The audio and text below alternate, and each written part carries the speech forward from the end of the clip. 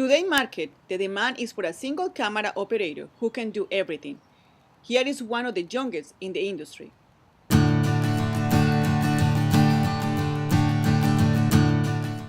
Be willing to work long hours sometimes, especially if you're working freelance, is willing to work long hours, being able to work whenever you're pretty much on call. That's pretty much one of the highest demands, and others just being creative. Anything has to do with news. Uh, independent productions hire a one cameraman, single cameraman. You don't need a multiple camera people.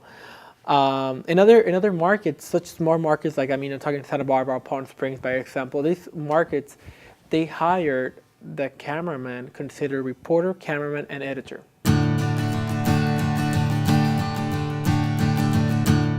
The industry has changed within years. I'm really young, but when I started working in the industry, it was the beta cam, and then it went to DVC Pro, and currently almost everybody, I would want to say 95% of the industry in LA works with P2. It's a camera that has little cards that are hard drives. You record it and you just dump it into your computer.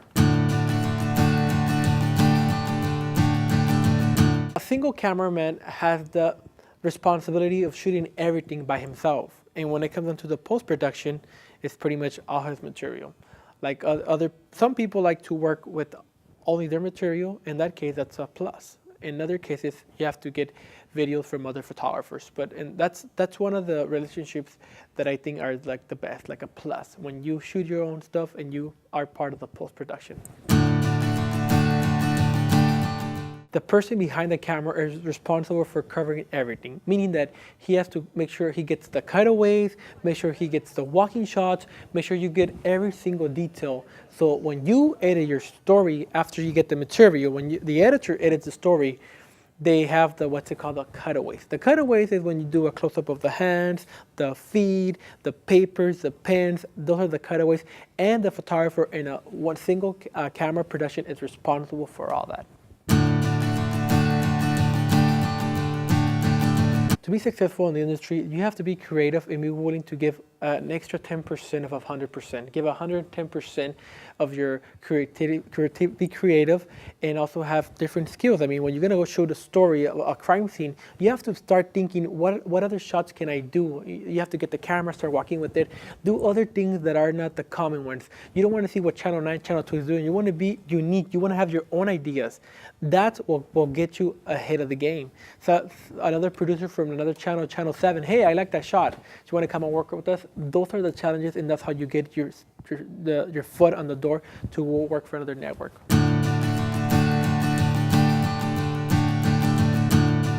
Someone who's willing to give 110% out on the field, meaning that when you're on the field, you have to go, like there's a fire, you have to go run for the fire, there's a police chase, be after the chase. You want to give 100%, 110%, and show your employer that you're willing to give more for the job. Have that adrenaline, have that interest to be there, like wanting to do a better job. That'll get you far.